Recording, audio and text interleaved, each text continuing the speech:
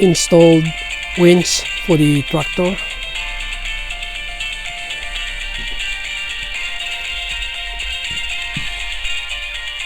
This is the manual control for the blade, and I just remove and install the winch.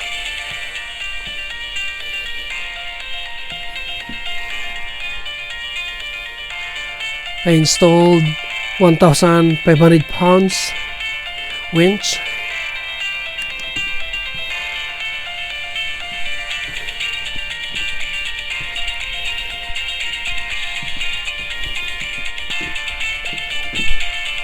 Installed mounting bracket, one on the front and one at the back.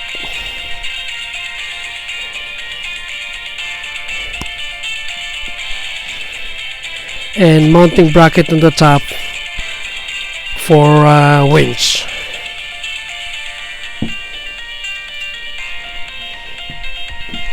Installed U-bolt on the front top of the blade, and hook up the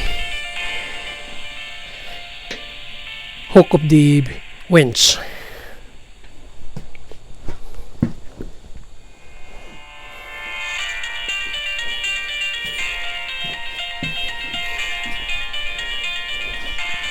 This is a John Deere tractor.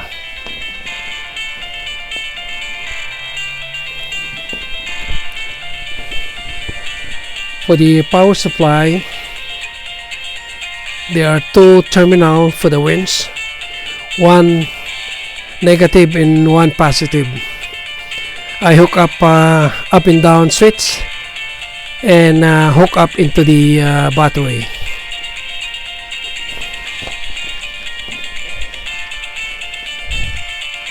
This is the up and down switch. This is up.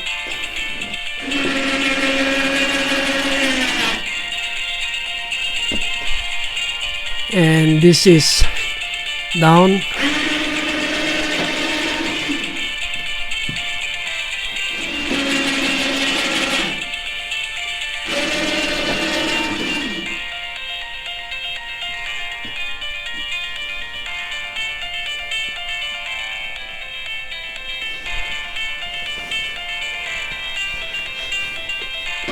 I installed also battery posts on the right side of the casing for the tractor. One negative, one positive. I always hook up the charger or booster from this terminal, and no need to remove the engine cover.